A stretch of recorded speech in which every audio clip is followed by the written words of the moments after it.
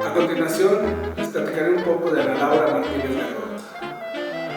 Tijuanense, nacida en la Ciudad de México, tercera de 4 hermanos, esposa del maestro Francisco Javier González Vizcaíno y madre de 2 maravillosos hijos, María Guadalupe y Emiliano. Egresada de la Universidad Panamericana de la Escuela Superior de Administración de Instituciones, la cual tiene un enfoque de hospitalidad, donde tiene como característica el servicio y más hacia los alimentos y bebidas.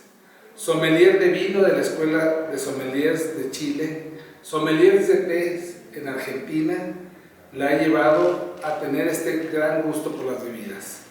También su gran afición por la gastronomía bebestible, como la afición que tiene por la cerveza, la ayudó a producir la Guía de Cervezas de México, con 2 ediciones y a punto de terminar la 3ª edición. Su gusto por la maestría la llevó a regresar de Sudamérica a Tijuana y junto con su esposo fundar la Culinary Art School, única con la licenciatura en arte culinario, diplomado en sommelier y la maestría en cocina tradicional. Con el tiempo ha sido participante como oradora, conferencista, jurado en varios eventos gastronómicos que tienen que ver con el té, con el vino, con la cerveza, con la gastronomía. La ferviente pasión por esta gastronomía le ayudó a fundar el Conservatorio de la Cultura Gastronómica, capítulo Baja California. Ayudó para que el expediente de Ensenada, la UNESCO declarara la ciudad como ciudad creativa. Fundadora de la Escuela de Sommeliers en Baja California, le ha traído grandes reconocimientos al destino. Para nosotros es un gran honor la participación en este foro virtual de Cocinas del Norte.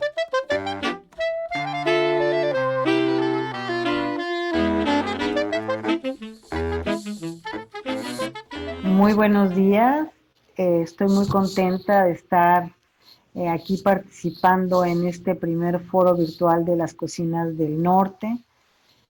Así que sean días, tardes o noches, les doy la bienvenida a esta conferencia. Pero antes que nada quiero agradecer y felicitar al Instituto de Cultura del Estado de Durango, así como al Museo de Culturas Populares, al Conservatorio de la Cultura Gastronómica Mexicana, capítulo Durango, que en el marco del Festival Internacional Revueltas hayan tenido esta iniciativa de reunirnos a los norteños para fomentar nuestra identidad culinaria. Y qué mejor que comenzar con una frase del maestro Revueltas, en donde dice que todo acto de creación es un acto de amor. Y esta creación de este primer foro, pues esperemos que sea el segundo, el tercero, el cuarto y muchos más. Pues a los norteños, entre otras cosas, lo que nos une, además de estar al norte, ese norte que a veces es desconocido e incomprendido históricamente, pues es la inscripción a la que tenemos como cocinas, a la cocina tradicional mexicana en la lista representativa de la UNESCO, que renueva y amplía el prestigio y reconocimiento mundial de nuestra cocina como una de las principales gastronomías del mundo, y que este próximo 16 de noviembre cumplirá 10 años esta declaratoria. Así que con todo este marco, pues qué mejor que compartir sobre nuestras cocinas. Bien, pues la conferencia la he denominado La quinta esencia de la cocina de Baja California. Soy Ana Laura Martínez Gardoqui, de Culinary, y como vemos en la imagen, pues he tomado esta estrella de 5 picos como la inspiración, en donde agua, fuego, tierra, aire y espíritu será la línea sobre la que nos iremos con esta conferencia. Así que Bien, pues sabemos que en torno a un plato de comida siempre va a girar mucha información sobre tradiciones, ecosistemas, rituales, la estructura social, los orígenes de los pueblos. Y esto es lo que fascina de México, porque tenemos tanta historia que contar en cada una de las regiones que no terminamos, ¿no? Que somos este cuerno de la abundancia que incluso nuestro propio territorio tiene como forma. Así que bueno, pues vamos a comenzar con el primer elemento que es el agua, ¿sí? En esta quinta esencia, la primera, pues Baja California se extiende por 71.446 kilómetros, ¿sí? Vemos la Baja California, la sur y la norte, pues de la que vamos a hablar específicamente es de esta, en donde también incluye islas bañadas por el mar Pacífico, por el Océano Pacífico y por lo que es el Golfo de California o también llamado Mar de Cortés. Contamos con un litoral que lo vemos aquí, digo que mejor que esta imagen, en donde 1.555 kilómetros son los que rodean nuestras costas, siendo 880 por parte del Océano Pacífico y 675 aquí adentro, el Golfo de California, ¿no? Tenemos, imagínense, más de 55 islas, 37 se encuentran aquí en el Golfo de California y 18 en el Océano Pacífico. Siendo las más importantes, pues la isla de Guadalupe y Cedros, la de Guadalupe que está un poco más para acá, la de Cedros, y la del Ángel de la Guarda en el Golfo de California. Desde tiempos remotos, la fauna marina, digo todo esto de litorales para entender que la fauna marina ha constituido un gran aporte alimentario a esta región. ¿Por qué? Pues porque había una facilidad de captura de ciertas especies y por la abundancia de las costas. Esta tierra fue habitada en el pasado peninsular hace más de 10.000 años, según nos dicen los antropólogos, por tribus que hoy se les conoce como concheros, quienes además de dejar rastros genéticos y culturales de su vida seminómada, dejaron su huella en la cocina. Y aquí vemos este proyecto, salvamento que se llama La Chorera, en donde vemos a estas conchas y donde también vemos muchos restos de fogones, donde nos indican pues esto que les comento, esta huella de la cocina ya desde hace 10.000 años. Bien, pues el Estado cuenta con 7 de las 10 especies de mayor valor en el mercado internacional, como la langosta roja, que vemos aquí haciendo aparición, otras también muy apreciadas, vemos aquí ya la langosta capturada, aquí el erizo de mar, que ya está sacado de su concha, la almeja generosa, el pepino de mar, el abulón, que aquí ya está rebanadito y listo para ser comido. De estas, vemos este valor comercial que tiene a nivel internacional. Encontramos también el atún, diferentes tipos de atunes que llegan hasta Japón y se venden en precios exorbitantes. Aquí vemos también al erizo, en la anterior veíamos ya las gónadas y aquí lo vemos en vivo y en directo, y otras series de especies muy importantes como el rocoto, aquí nuevamente los atunes, el cangrejo marciano que también es muy apreciado, camarones, rocot, lubinas, etcétera. Bien, pues estos concheros de los que hablamos vivieron en la zona en lagunas de agua salada y siempre cerca de las costas, porque su principal alimento fueron mariscos y pescados que obtenían de la ribera tras la bajamar, ¿no? De hecho, así se llama esta región en donde donde han encontrado últimamente vestigios, se llama bajamar, ¿no? Y vemos almejas, abulones, cangrejos, choros, caracoles, langostas, tortugas, ostiones y diversos pescados que consumían solo poniéndolos al fuego, tatemados, o bien los salaban para sortear las condiciones extremas de la geografía de nuestra península.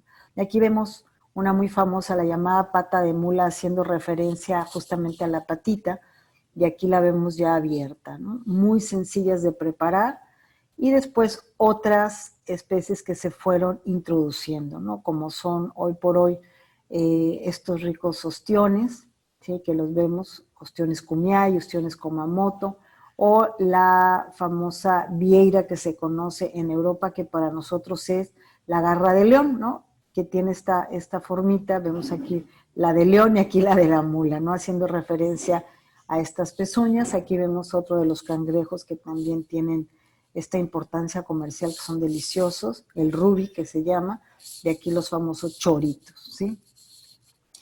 Pues es así como el elemento agua, ¿sí? En la cocina Baja California es uno de nuestros pilares, en donde se esconden estas joyas que podríamos llamar del terroir marino.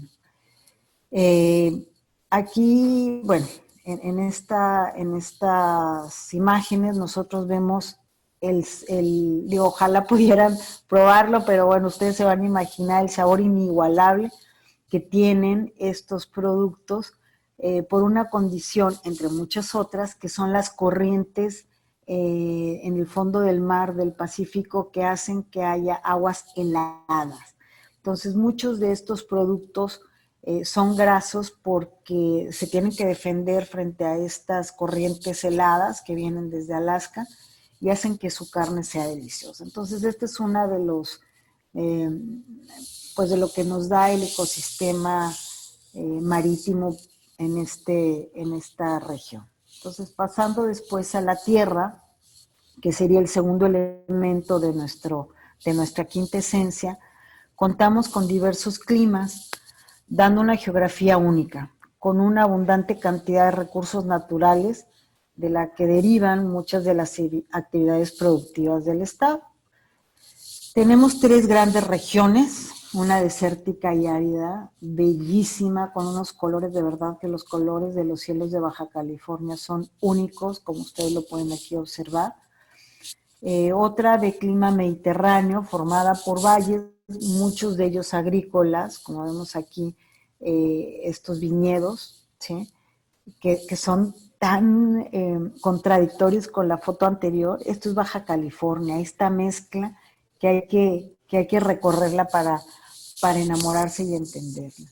Pues gracias al clima mediterráneo tenemos varios valles en los cuales la vitivinicultura se ha establecido muy bien gracias a estas condiciones climáticas, ¿no? Alrededor de los 32 grados de latitud, y también, obvio, por la composición del suelo.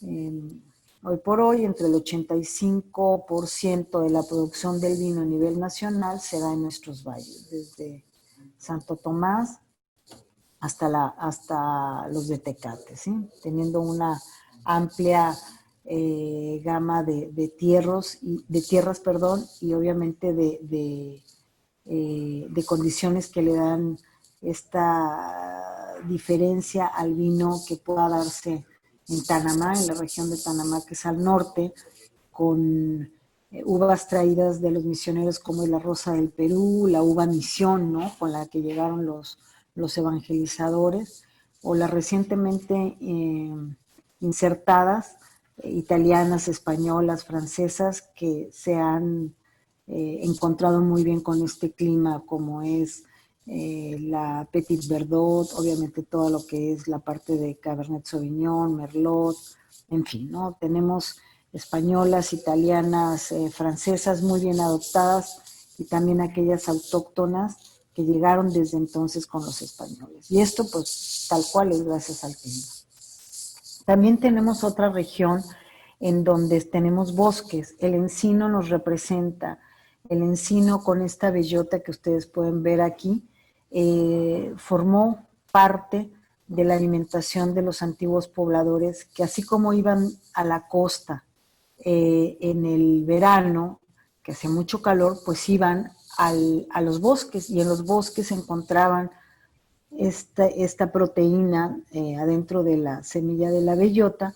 Y aquí una condición que es importante entender, ¿no? En estos morteros, llamados también metates, ¿sí? Que vemos ahí, estas grandes piedras que se fueron horadando por la fricción que se hacían para romper la cáscara de la bellota y de los piñones y otros productos de estos bosques, pues hacían estas harinas para después hacer un atole y un metate que no tiene nada que ver con la concepción que tenemos en el centro y resto del país, ¿no? Entonces, esto es entender que estos metates pues, son otra cosa que estos harinas no proceden del maíz, sino de la bellota, y que desde entonces alimentaban a los pueblos originarios, desde la antigüedad, ¿no?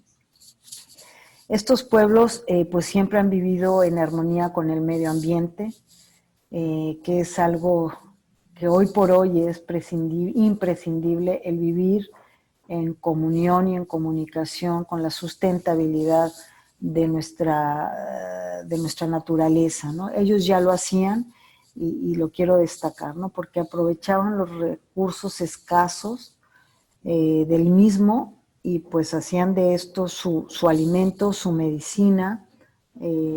Aquí vemos nuevamente la salvia blanca, que también se utiliza mucho en ceremonias y también muchas de las plantas medicinales, ¿no?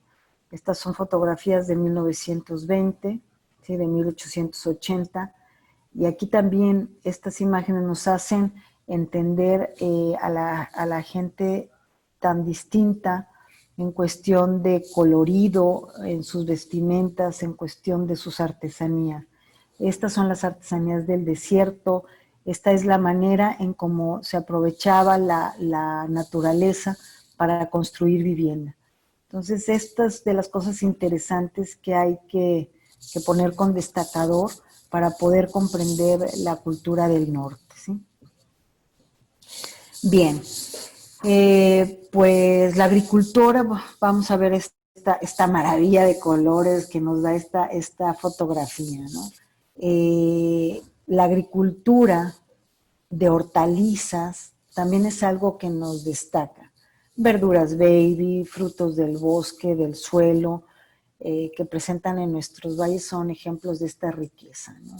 Y vemos, por ejemplo, el brocolín, distintos tipos de coles, zanahorias de diferentes formas, colores, que le dan esta riqueza también a la región, ¿sí? Estos cultivos, ¿sí? Son la reminiscencia de la dieta mesoamericana, ¿no? Sabemos que esta parte era lo que se llamaba Aridoamérica, pero también se han introducido y de manera muy favorable, si lo vemos en la dieta mesoamericana, la calabaza, el jitomate, y vemos cómo en Baja California tienen su propia expresión, con la calabaza mantequilla, las baby zucchinis, que hay, imagínense las formas tan variadas, y también destaco el tomate o jitomate, como también se le dice el heirloom, que es de una piel muy delgadita, que lo hay de diferentes colores y donde no ha intervenido nada transgénico y que es muy valorado por los mercados orgánicos. Entonces, este es un jitomate, tomate, heirloom, calabazas, que también nos hablan de esta tradición o de esta reminiscencia, como decía hace un momento, de lo que es la dieta mesoamericana y que hoy por hoy son, subsisten y además son productos muy apreciados por los cocineros de alta gama que quieren ponerle color, formas y sabores distintos a sus platos. Bien, el tercer elemento, el fuego. El fuego en la cocina pues es el elemento, digamos, mágico gracias al cual nace la cocina, ¿no? Entonces significa transformación, significa el poder darle sabores, aromas, texturas distintas a un elemento que inicialmente estaba crudo y después por efectos del fuego se cocina. Y bien, pues ¿qué pasa en nuestro norte?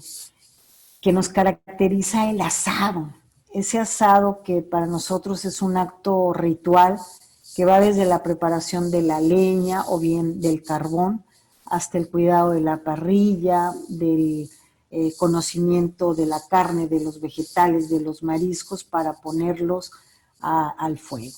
Y un ingrediente es el humo. El humo tiene un sabor, tiene una esencia que le da, se le impregna a estos productos que estemos asando y le da esa nota que podemos nosotros decir es muy característica del norte.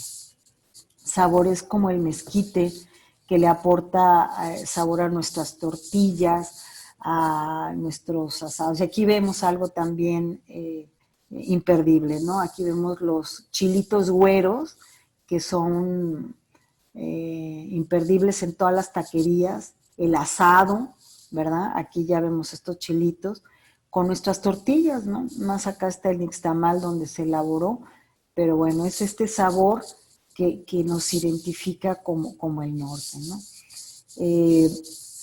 Estos sabores, como vemos de, por ejemplo, mezquite, en otros casos manzanita, pues nos dan este toque, ¿no? Este toque cultural. Nuestras tortillas no siempre son suaves, a veces nuestras tortillas para los tacos tienen este tostado que lo hace, digamos, si podríamos decir, también un poco distinto a otras regiones, ¿sí? Hace más de 10,000 años, muchas de las actuales técnicas y saberes, y vuelvo a decir 10,000 años, ¿para qué? Para que podamos también saber que otras personas muy distintas habitaban estas regiones a las que habitaron el centro y el sur de México, ¿sí? Técnicas como la barbacoa, que desde la antigüedad se practica en casi todo el país, pues seguramente se generó en estas tierras. El salado, la elaboración de los mezcales, ¿no? Que conocemos como estos magueyes horneados bajo la tierra, que al chuparlos nos dan este sabor dulce, ¿no? Deshidratado al sol de frutas y verduras, el tatemado, conservación por medio de la sal, pues son de lo que destacamos medios de subsistencia que se practicaban en el norte.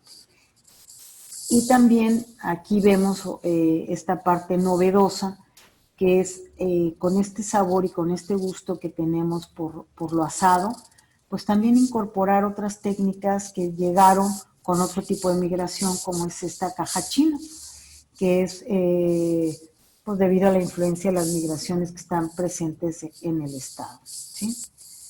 Bueno, pues aquí vemos una mezcla de sabores y saberes, ¿no?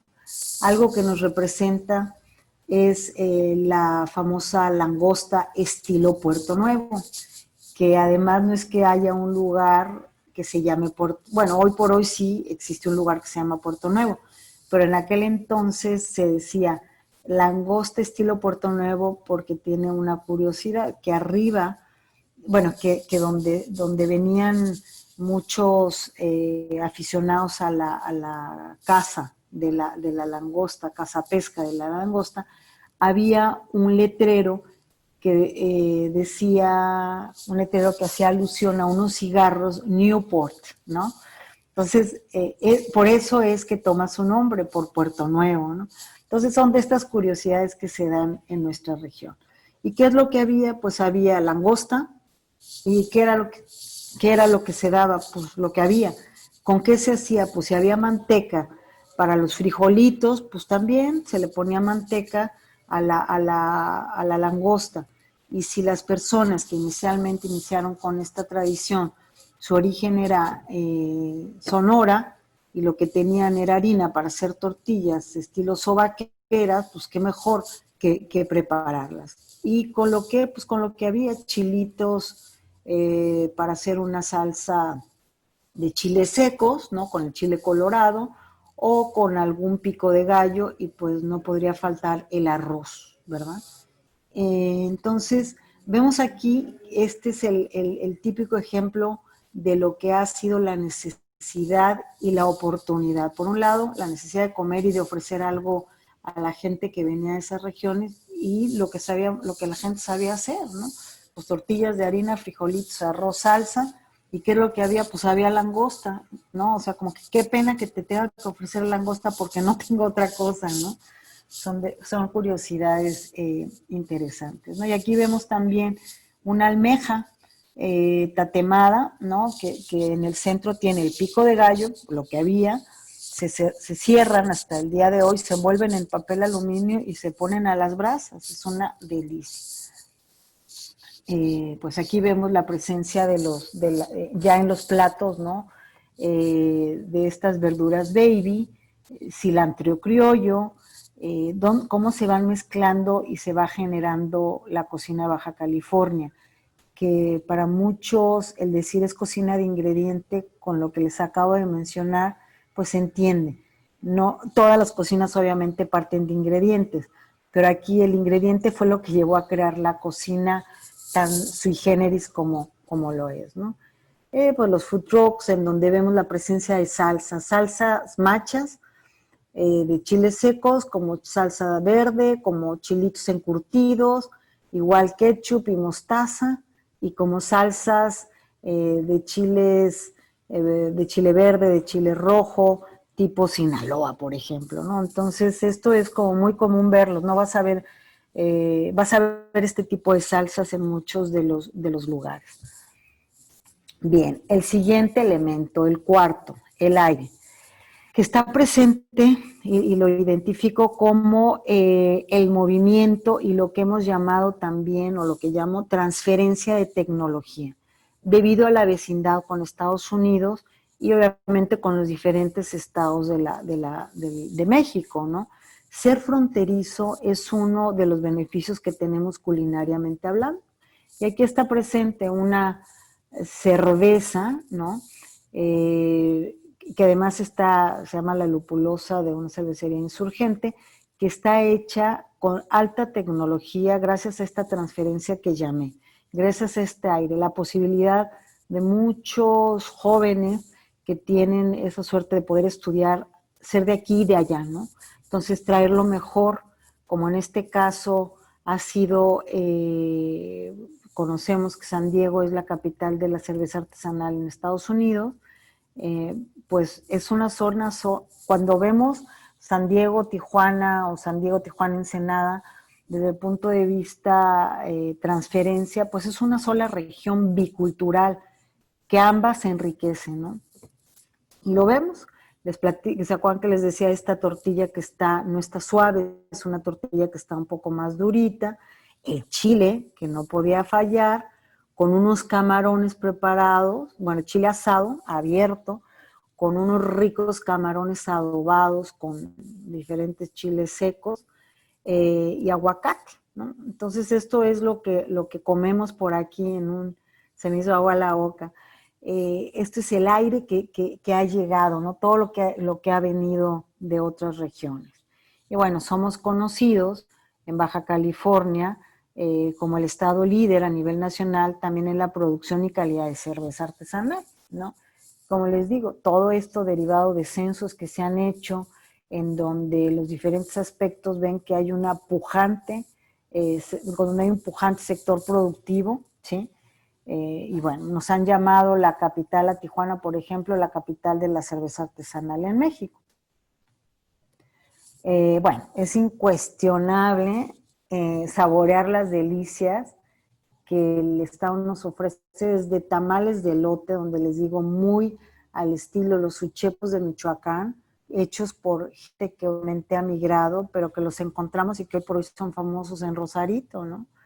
Deleitarnos en la calle con estas carretas que también han trascendido las revistas, los programas de televisión y el mundo, con la guerrerense, que tal cual Sabina es una persona que emigró de Guerrero, conociendo y descubriendo la riqueza de los mares, pues empieza con sus creaciones de miles bueno, miles exageré un poquito, ¿no? Pero con toda su selección de salsas, que como ella ya lo vimos en muchos otros lugares, se dan diferentes estilos de salsa, y aquí vemos esta tostada de erizo, ¿no? Pulpo esta pulpa, esas gónadas del erizo hechas puré, perdón, con una almeja, ¿no? La almeja chocolata, una almeja generosa, en la ajita, el aguacate y esta salsa que, por ejemplo, aquí tiene, pues es muy del estilo de Jalisco. Entonces, esto es la cocina de Baja California, esta mezcla de sabores, esta mezcla de texturas que, bueno, hacen que la gente nos volvamos locas. Y comemos en la calle igual de sabroso que en el mejor de los restaurantes, ¿no? Aquí vemos también en otra de las carretas del Güero, que también es muy famosa, ¿no? Pues, ¿qué quieres? Pulpo, abulón, caracol, todo eso de lo que ya hablamos, mezclado, delicioso para un buen desayuno, ¿no? Una buena comida. No puedo dejar de que se me haga agua a la boca, es que ver estas cosas tan buenas y tan ricas. Que bueno, también es increíble la migración de extranjeros, ¿no? Y que también nos dan identidad. Los eventos que se hacen, por ejemplo, de paellas, en donde están presentes nuestras conchas, aquí vemos choritos, almejas, camarones de nuestras regiones, pero obviamente con las técnicas aclimatadas a la región.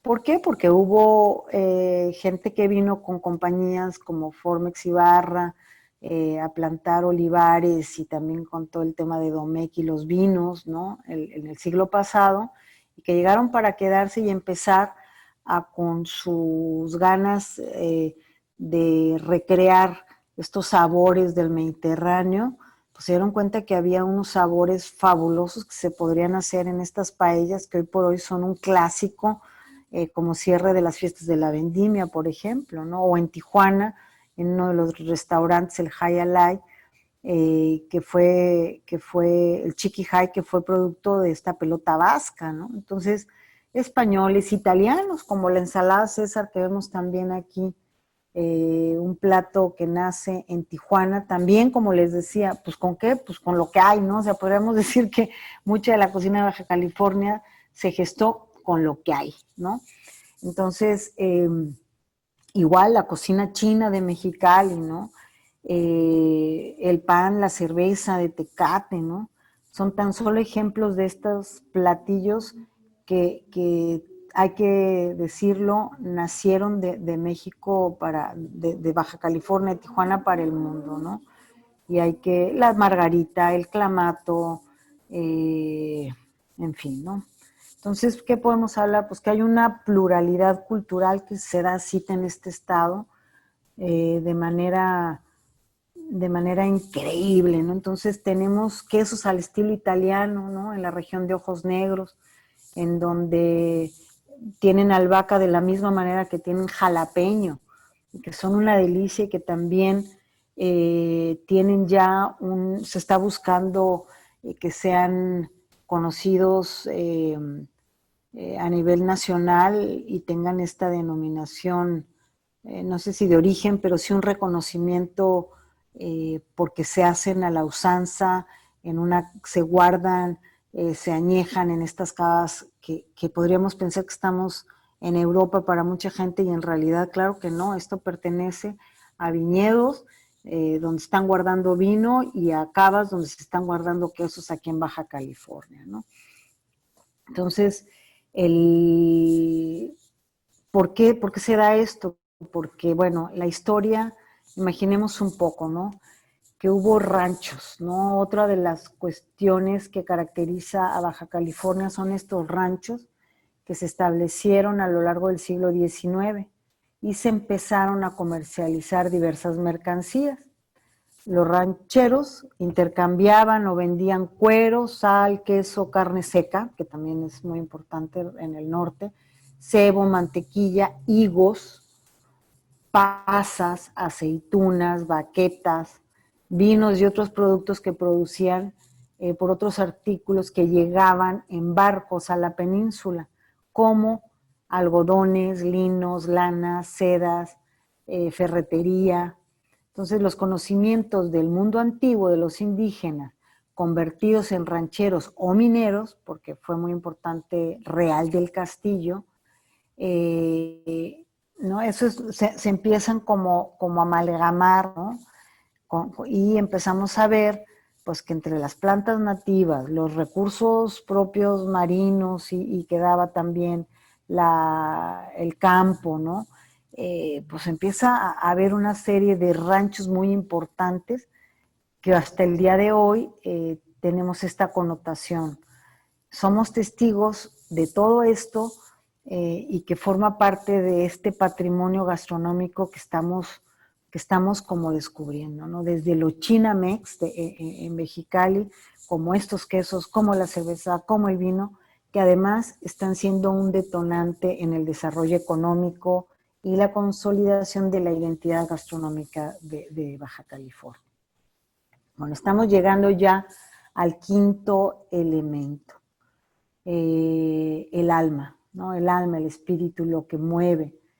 Y es que la gente que ha llegado, que estaba aquí, que llegó y que llegó para quedarse en Baja California, es gente que inspira, porque la verdad, aguantar ese clima tan extremo, ¿no? En estas regiones de estos antepasados, más los que llegaron, que necesitaban obviamente mucho aliento por mejorar su calidad de vida, o por el mentado sueño americano, y también otros que vieron en esta región la posibilidad de negocio, ¿no?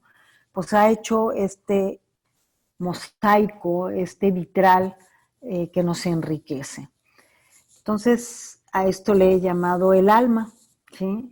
Los seres humanos llevamos siempre nuestra cultura, ¿no? Entonces, somos cultura que va de aquí a allá, exponiendo en este interior de dónde venimos, qué comemos, cómo lo comemos, con quién lo comemos, cómo pensamos cuando estamos preparando lo que estamos haciendo, y todo eso pues va alrededor de la comida, y es esta parte de la quinta esencia, el alma. Bien, pues como sucede en otras cocinas de México, pues la cocina de Baja California también tiene una historia abrupta y profunda, como lo dice Omar Millán, un querido amigo, ¿no?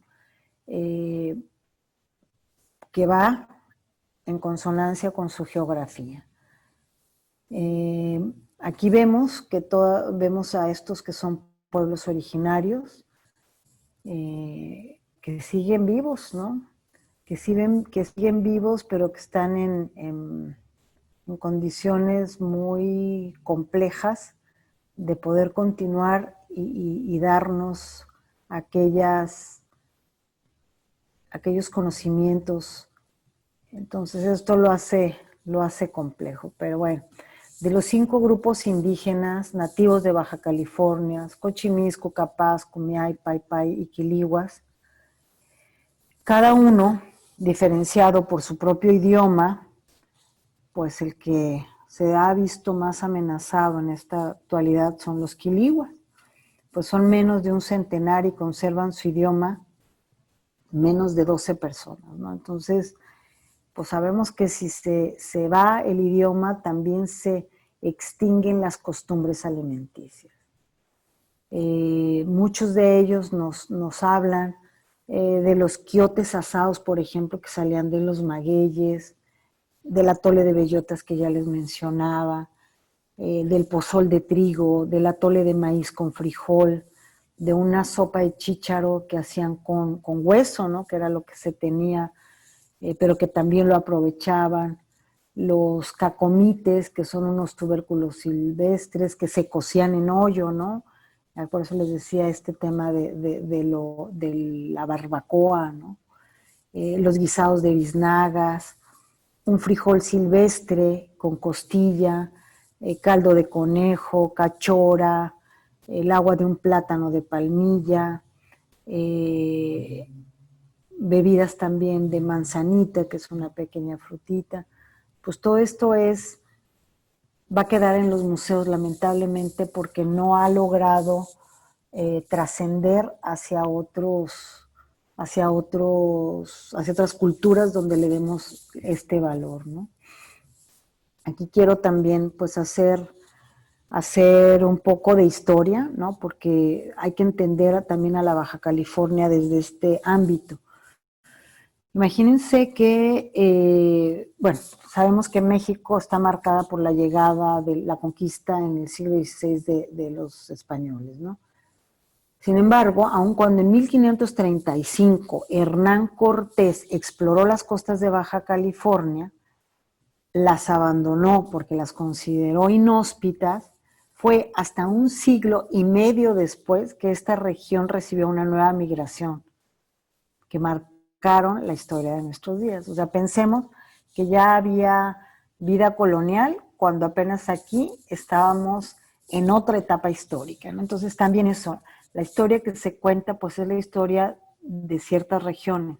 Hay que contar la historia también de lo que sucedía en paralelo en esos años en la región en la región del norte, que es muy distinto a lo que es la historia general de México. Pero bueno, este es otro tema, ¿no?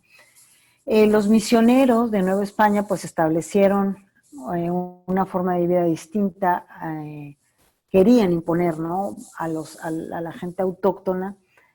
Aquí fueron muy salvajes en algunas regiones, de hecho hay apenas vestigios de las misiones porque muchas de ellas fueron incendiadas por los nativos, pero bueno, ¿por qué? Porque acuérdense, aquí eran nómadas, seminómadas, entonces cómo la concepción que traía el conquistador de ser sedentarios o de tratar de vernos como, o tratar de ver a los pueblos nativos como se podrían haber visto los del centro de la República, pues eran cuestiones que no podían, que no entraban en sus cabezas, ¿no? Así que esto también lo hace muy interesante. Pero bueno, finalmente algunos de ellos sí que adoctrinaron, sí sabemos la historia de las misiones, y pues empieza a ver el sedentarismo, empieza a ver la vida del agricultor, de aquellos ranchos que ya les platiqué, del pastoreo, que trajo el sedentarismo a los indígenas, ¿no? Y los misioneros occidentalizaron a los nativos, ¿sí? Y lo vemos pues en el caso de la cosecha de la uva misión, esta que les cuento, que llegó para hacer las misas, ¿no? El cuerpo y la sangre de Cristo, pues tenían que tener vino para el sustento del cuerpo y del alma de estos misioneros que la verdad, híjole, haber transitado estos terrenos tan inhóspitos, pues sí que requiere de todo nuestro elogio. Entonces, bueno, me voy a regresar a esto, porque para la segunda mitad del siglo XIX, pues habíamos perdido ya la mitad del territorio, la guerra con Estados Unidos y Baja California pues se había convertido en el Tratado de Guadalupe Hidalgo de 1848, en esta última región al norte de México. Entonces, sí que quedó huella, ¿sí?, del trabajo de toda esta gente en la cocina, ¿no? Lo vemos aquí, otra de las migraciones, los japoneses, ¿no? Este es un dato del año pasado, donde la producción, por ejemplo, del atún aleta azul, ¿no?, nos trajo ser como el primer lugar a Baja California a nivel nacional por la producción del mismo. Entonces, tenemos las condiciones de agua para que se hayan pues instaurado factorías, ¿no?, acuacultura de especies tan apreciadas como es el atún. Entonces sí llegaron muchos japoneses, gracias a los cuales, ¿verdad?, aunque no nos trajeron también ciertos insumos que llegaron para quedarse, como la salsa de soya, que también está presente en chilitos encurtidos, que van también con salsa de soya, que están presentes en las mesas baja californianas, ¿sí? Entonces,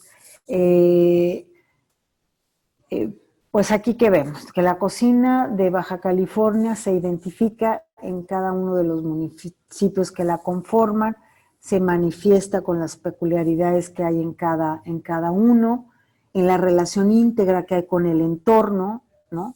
con el cielo, con el mar, con la tierra, aunado a la preparación, ¿no?, de todas estas técnicas traídas del interior de México y del exterior, que dan esta riqueza, ¿no?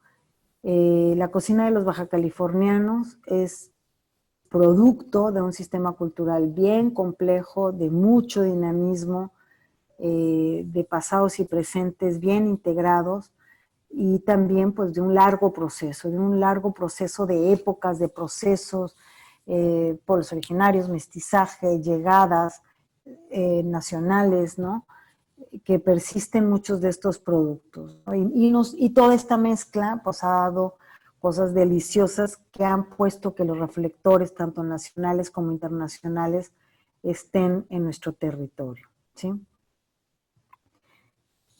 Aquí vemos, ¿no?, este taco maravilloso que me gusta porque es como una obra de arte, y esa es nuestra cocina. La tortilla, como este gran canvas sobre el que vamos a poner un pescado adobado, estilo con achiote, un guacamole, pero al estilo de acá, que no lleva ni cebolla, ni jitomate, ni cilantro, como en muchos otros lugares. Es el guacamole del norte, de Baja California, con unas cebollitas encurtidas, con una media rebanada de piña tatemada, ¿sí?, a la que tú le puedes agregar toda esta variedad de salsas que he mencionado. Este es un ejemplo de esta mezcla, de estos sabores que además se han amalgamado, dan cosas deliciosas. Así que bueno, ya vamos terminando. Esta región, ¿no?, que tiene estos paisajes extraordinarios con productos que están ahí en el terroir marino, igual que en el terroir de la tierra y el aire, hace que conformemos una de las cocinas que da tanto de qué hablar. Y en una siguiente oportunidad, parte también de este programa, pues les vamos a preparar el famoso taco de pescado estilo Ensenada. Con esta imagen que tienen de toda esta geografía, pues imagínense poder darle un bocado a este taquito. ¿Y qué es este taco? Pues es un juego de elementos, ¿no? Otra vez la tortilla como canvas, este pescado que puede ser un pescado blanco de nuestras costas, rebozado al estilo japonés, ¿sí?, porque lleva este elemento de un poco de soya, y como si fuera pues un tempura, pero aclimatado a Baja California, con esta tradición, con una salsa mexicana, ¿no?, este pico de gallo, salsa bandera, como cada quien le quiera llamar, con una crema que va aderezada también con mayonesa, es una mezcla, con salsa de chiles verdes, estilo Sinaloa, y con un poco de macha si le quieres poner, al más estilo sinaloense. O sea, esto es Baja California. Entonces,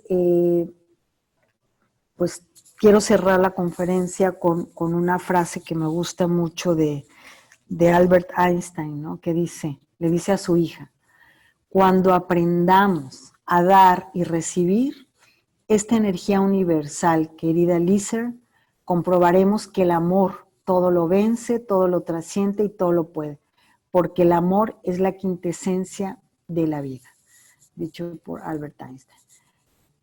La cocina de Baja California está llena de amor, de necesidad y de mucho que queremos compartir hacia el exterior. Así que el que nos reconozcan, que nos identifiquen, es para nosotros, a través de estas manos que dan amor con la cocina, poder reafirmar que el comer y que el cocinar es y seguirá siendo siempre un acto cultural que definirá nuestras cocinas.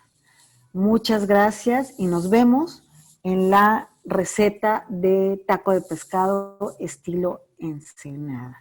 en donde también les voy a enseñar alguna que otra sorpresa más. Muchas gracias y que sigan pasándola muy bien. Ojalá, no digo ojalá, estoy segura que van a venir muchos más foros en donde ampliaremos datos históricos, donde analizaremos quizá más a fondo las recetas que están dando vida a nuestro estado. Así que bueno, nos vemos y que les vaya muy, muy bien. Buen provecho con estas imágenes. Esta es la gente que está en nuestra región, mestizaje, pueblos originarios, frontera. Así que bueno, pues hasta muy pronto. Muchas gracias.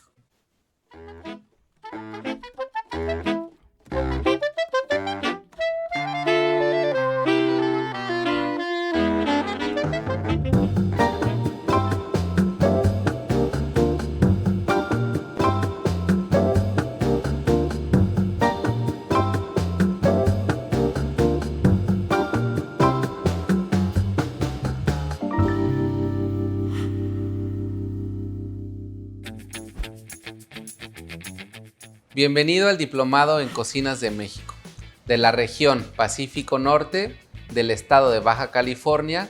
Hoy vamos a cocinar tacos de pescado estilo Ensenada. Pon atención y vamos a cocinar. Los tacos de pescado son típicos de la zona norte del país, del lado del Pacífico. Se pueden encontrar desde Sinaloa, en Sonora y por toda la Baja.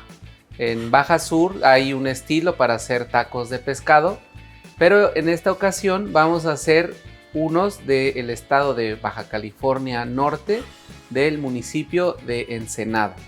Y aquí es donde son muy populares y muy famosos. Pero estos tacos han también cruzado fronteras porque es muy común encontrarlos en California.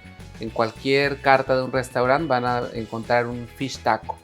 Y esto todo inspirado en la Baja. ¿Qué son los tacos de pescado?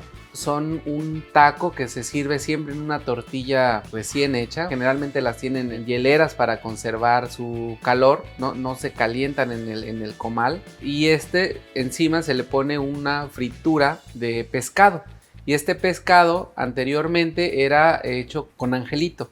Y esto hay muchas leyendas o muchas historias alrededor de este taco. Una es que en el mercado negro de Ensenada había un exceso de producción o de pesca de este tipo de tiburón, ¿no? Se le decían tiburón angelito, porque las aletas se utilizaban para los chinos, ¿no? Las requerían para hacer sus platillos. Entonces el resto del pescado pues quedaba ahí.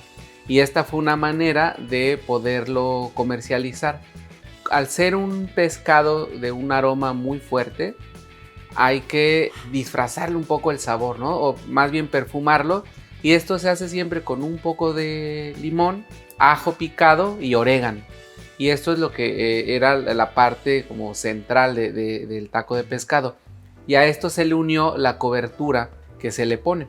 También cuentan que como aquí llegaban muchos japoneses y ellos hacían una fritura con los pescados, que ellos le llaman tempura, pues hubo una fusión entre las técnicas que ellos tenían y las que existían acá, y fue como nació esta cobertura de los tacos de pescado, ¿no? que puede ser muy parecida a un orli o a un tempura o a la cobertura que llevan los fish and chips, ¿no? Que es como esponjosa, de un color dorado y con mucho sabor.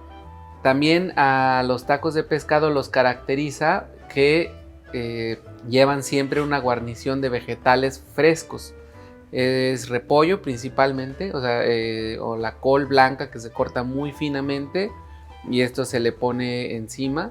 Salsa bandera, como la llaman, que es un pico de gallo que también se le pone encima al taco, y una salsa blanca, que es una mezcla de crema y de mayonesa, que en ocasiones va acompañada con pimienta, con esto se adereza, y tal vez sal de ajo. Pero esto también va a depender mucho de la región, inclusive en Ensenada, del puesto en el que se consume. En otras ocasiones ponen una salsa verde, que es hecha a base de chile serrano y cilantro, a la cual se le agrega un poco de aguacate, porque no es un guacamole, más bien es una salsa más ligera que principalmente es hecha de chile y de cilantro. Y también las salsas de bote, ¿no? Las salsas comerciales que son también comunes para aderezar este taco, ¿no? Y hay muchas marcas de estas salsas, pero principalmente se utilizan las mismas salsas que son para los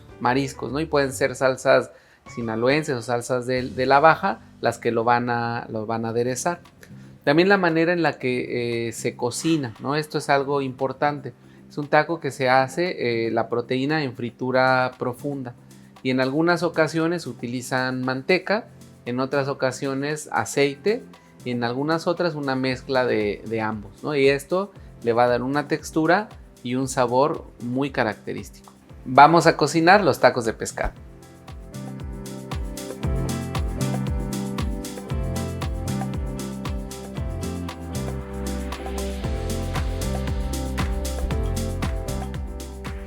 Vamos a empezar con la cobertura. Para la cobertura necesitamos harina de maíz, harina de trigo, mayonesa, mostaza, polvo para hornear y pimienta. Y como líquido vamos a utilizar cerveza.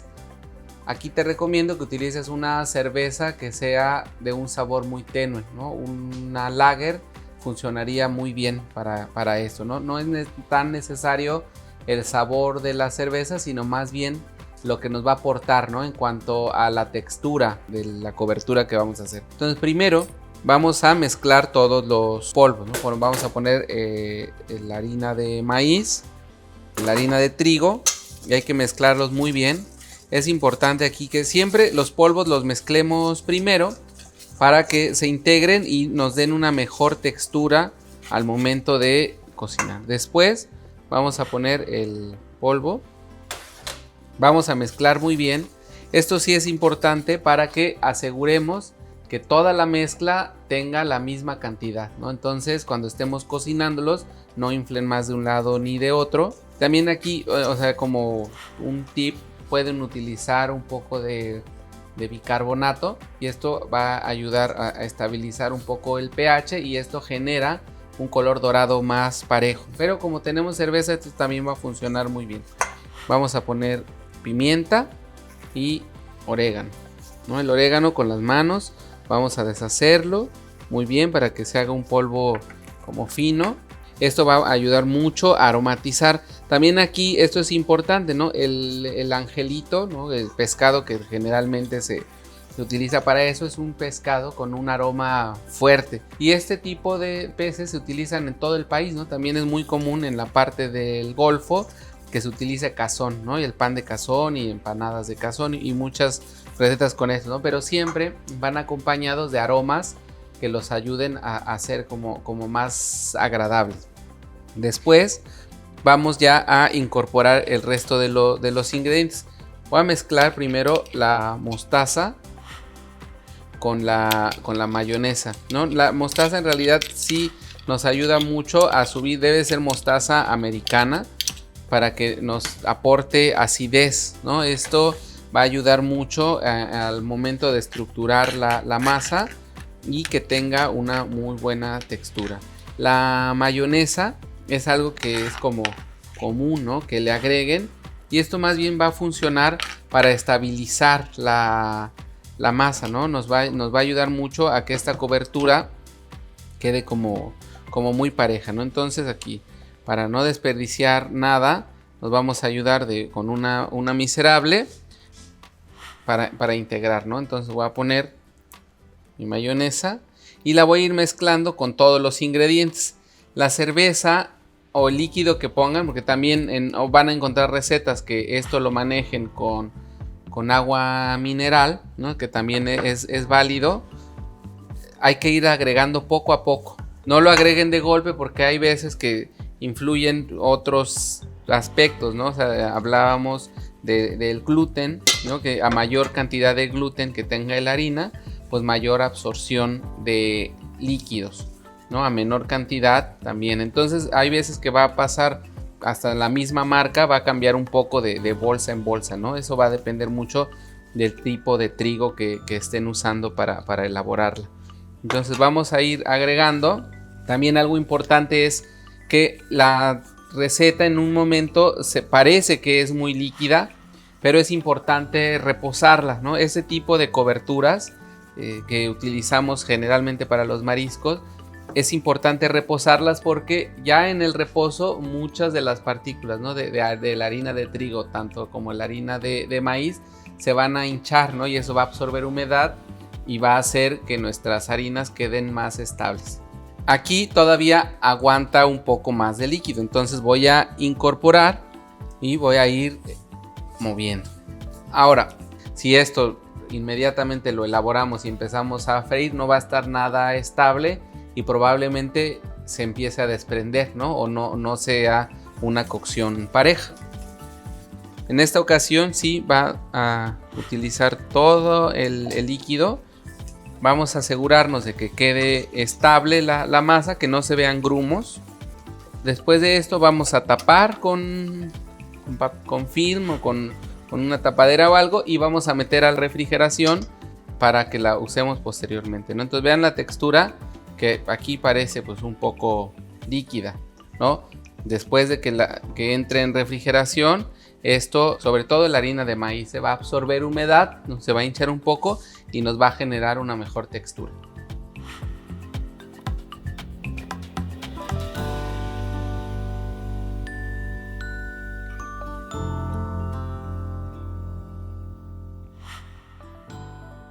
Ahora vamos a marinar el pescado para que tome sabor. Para esto necesitamos sal, pimienta y un poco de limón. Aquí hay que ser cuidadosos con el limón, porque si ponemos demasiado, esto se va a hacer un ceviche y no queremos que pase eso. Nada más el limón queremos que aporte una nota de frescura y nada más, ¿no? Entonces vamos a poner 4 o 5 gotitas. Para la cantidad de pescado que tenemos es muy poco, pero sí es importante recalcar esto. Entonces vamos a ponerlo en un bowl para que se marine bien. También el pescado debe de ir cortado en tiras de no más de 2 centímetros o 1 centímetro de grueso, ¿no? Y considerando el tamaño de la tortilla que se vaya a utilizar, ¿no? Entonces esto es como muy bien de tamaño. Entonces ya que los tenemos aquí cortados, vamos a poner unas gotas de limón. Con eso es suficiente, ¿eh? Nada más esto nos va a ayudar a refrescar, ¿no? el sabor. Sal, pimienta y de nuevo el orégano, siempre en la palma de la mano, y vamos a hacerlo polvo y lo vamos a ir integrando. Esto vamos a darle vueltas, ¿no? Que se integre perfectamente. Hay que asegurarnos que todas las tiritas de pescado que tenemos estén con sal, con orégano, con pimienta. Y ya que tenemos esto listo, digo, aquí voy a agregar un poquito más de sal, de pimienta y de orégano. Y ya que está listo, lo vamos a tapar y lo vamos a meter a refrigeración, ¿no? Siempre es muy importante que cuando trabajen con pescados o con mariscos estén en refrigeración, ¿no?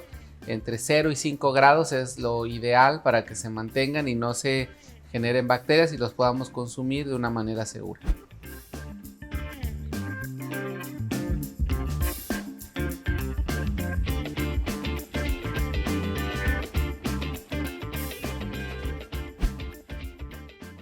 Ahora vamos a preparar la salsa bandera. La diferencia que hay entre esta salsa y los picos de gallo que conocemos comúnmente en el país es que estos van en cortes muy finos, los tomates no llevan semilla y a ver si lo vamos a ver, ¿no? Son cuadritos muy pequeñitos. Esto es importante para que se integren y generen una textura, ¿no? Entonces, al momento de entrar en contacto con el limón y con la sal, se van a empezar a desjugar. Y esto nos va a dar como resultado la salsa que estamos buscando, ¿no? Esta salsa que bañe el taco y que le aporte un poco de acidez y de frescura. Entonces vamos a ir incorporando todos los elementos. Son cortes muy finitos, ¿no? Nada más aquí este tomate vamos a ponerlo sin semilla. También vamos a incorporar la cebolla, que la cebolla también fue finamente picada. Traten de picarlo lo más fino que que puedan. Chile serrano, también sin semilla. Eso también nos va a ayudar mucho a que visualmente estos tacos sean como muy atractivos, ¿no? Entonces aquí voy a ir mezclando para que se integre. Y voy a sazonar, ¿no? Entonces voy a poner un poco de sal, un poquito de pimienta y voy a poner jugo de limón. El jugo de limón me va a ayudar a que se integren todos los sabores y aparte de aportarle como una acidez que va a ser buena para el taco, ¿no? Ya que este va frito, entonces necesita que se esté balanceado, ¿no? Con la acidez para que se pueda disfrutar adecuadamente.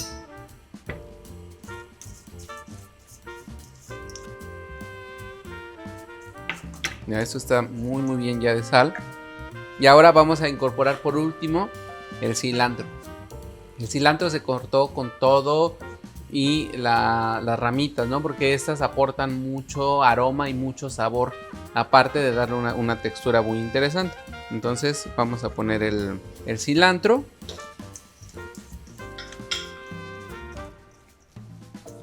Y tenemos lista nuestra salsa bandera, ¿no? Entonces vamos a ponerla ya en un recipiente y vamos a dejarla a que se madure un poco esta salsa, o sea, que se macere, que agarre mejor sabor. Vamos a guardarla en refrigeración y ya justo antes de servir los tacos la podemos sacar. Y esto es algo que cada comensal va a ir agregando a su gusto.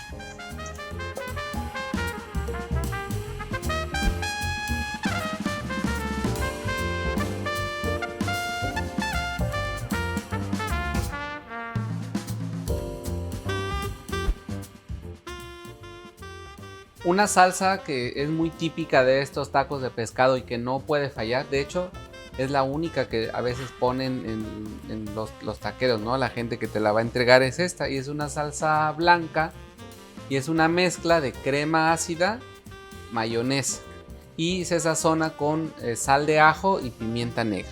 Entonces esto es mezclar los ingredientes. Busquen una crema que sea ácida, ¿no? O sea, la crema que se utiliza mucho en Baja California, ¿no? En Ensenada, es la crema suiza, pero también se puede utilizar como otra marca, ¿no? Pero esta es como la que es típica, ¿no? de la región y que se utiliza para eso. Entonces vamos a mezclar todos estos ingredientes, ¿no? Esto es la sal de ajo y vamos a poner pimientas. Aquí es importante que la pimienta se vea, ¿no? en la receta. Y aquí con ayuda de un globo vamos integrando y vamos mezclándola perfectamente, ¿no? Que quede bien integrada. Y esto nos va a dar como buen sazón, ¿no? Entonces esto nos va a dar un buen balance entre la textura de la crema y de la mayonesa. La acidez que va a aportar la crema también va a atenuar un poco el sabor de la mayonesa, ¿no? Entonces esto lo vamos a mezclar así muy bien. Y lo más típico es esto, colocarlo en una mamila o en un biberón de estos para poner. Entonces la podemos vertir ahí y con esto se va a ir sirviendo, o simplemente dejarla en un bowl o en algo más pequeño y con una cuchara se va a ir incorporando a los tacos. Ya tenemos todos los ingredientes listos para elaborar nuestros tacos de pescado estilo Ensenada. Primero hicimos la cobertura para los tacos de pescado. Esta lleva harina de maíz, harina de trigo, polvo para hornear y mezclamos primero bien todos los secos. Después incorporamos la mostaza y la mayonesa. Y por último fuimos incorporando la cerveza. Fuimos batiendo hasta obtener una masa homogénea. Después la mandamos a refrigerar para que la masa se estabilizara y que estuviera fría para poder hacer la fritura y que quedara con una consistencia crocante. El pescado lo marinamos con un poco de jugo de limón, solo unas gotas, pimienta, sal y orégano. Esto para aportarle sabor. Hicimos una salsa bandera que es como un pico de gallo, pero con cortes muy finos. Los tomates y los chiles les quitamos las semillas y todo lo cortamos en cubos muy pequeñitos. Se mezcló con sal y con jugo de limón. Y también hicimos una salsa blanca, que es una mezcla de crema ácida, mayonesa, sal de ajo y pimienta. La pimienta es importante en esta receta ya que le va a aportar, aparte de color, aroma. Y ahora vamos a cocinar. El pescado lo vamos a cocinar en fritura profunda. Quiere decir que lo vamos a poner en una cantidad abundante de aceite. También es tradicional hacerlo con manteca de puerco. Entonces podemos elegir alguna de las dos. Vamos a pasar el pescado por la cobertura y lo vamos a poner directamente en la fritura. Tengan cuidado de no llenar de más el recipiente de aceite, o sea, no saturarlo. Si nosotros ponemos producto de más, lo único que vamos a ocasionar es que baje la temperatura y este no se cocine de una manera adecuada. Tengan cuidado de no ir escurriendo porque esto se puede pegar en la estufa y cuesta luego mucho trabajo para limpiar. Entonces vamos a ir haciendo uno por uno, los vamos a ir poniendo aquí. En un principio se ven como burbujas muy grandes y esto va a ir cambiando paulatinamente, ¿no? Conforme se elimine la humedad, esto va a cambiar, ¿no? Entonces van a ver que son burbujas como muy grandes y luego poco a poco se van haciendo pequeñitas. Ten cuidado de que no sea una temperatura muy alta. Si esto pasa de los 180 grados, va a ser demasiado alto el fuego y lo único que va a ocasionar es que toda la humedad de la cobertura salga de manera muy rápida y entonces solo la va a romper y la va a dejar llena de hoyitos. Entonces es importante mantenernos, ¿no?, entre los 160 y los 170 grados centígrados. Aquí estamos buscando que esto sea un color dorado, ¿no? También si es muy claro, pues esto como que no se va a antojar tanto, ¿no? O sea, debe de tener así un color doradito y esto va a quedar con una textura muy crocante, ¿no? O sea, debe de haber un juego de texturas dentro del taco. O sea, las tortillas son suaves, el pescado en su interior va a ser muy suave y la textura crocante. Ya que el pescado tomó este color dorado, vamos a escurrirlo. Entonces siempre déjenlo en una rejilla para escurrir, para que se enfríe, para que tire el exceso de grasa que pueda llegar a tener. Y también esto va a evitar que se condense, ¿no? Entonces la humedad que va a generar se va a evaporar y no va a cambiar la textura del capeado. También cada que agregues más pescado hay que limpiar el aceite. Esto va a aumentar el tiempo de vida de mi aceite y va a evitar que se queme todos estos pedacitos que tenemos acá. Si estos empiezan a quemar, el aceite comienza a cambiar de color y esto también va a afectar mucho en la cocción. Es un aceite que está requemado, baja su punto de humo. Entonces esto no es nada benéfico ni para nuestra salud ni para la cocción. Entonces es vital que lo hagan cada que estén friendo algo.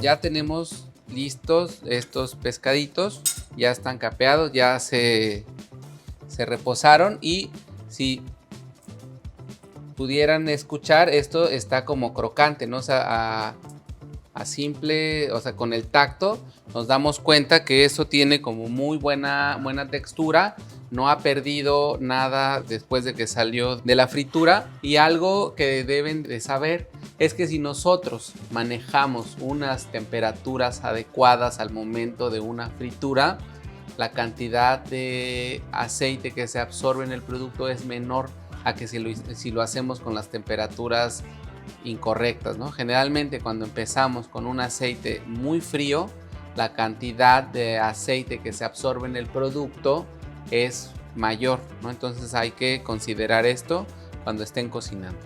Ahora tenemos ya nuestras tortillas calientes y vamos a servir 2 tacos de pescado. Entonces vamos a ponerle aquí trozo de pescado. Este lo vamos a dividir en dos para poner esto y que tenga como buen relleno. Y esto vamos a acompañarlo con repollo, que el repollo le va a aportar como muy buena textura a mi taco. Lo vamos a acompañar con un poco de salsa, esa salsita blanca que preparamos, y vamos a ponerle al final un toque de pico de gallo.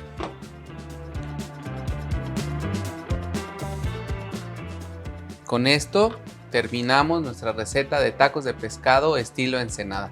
Espero que la disfruten.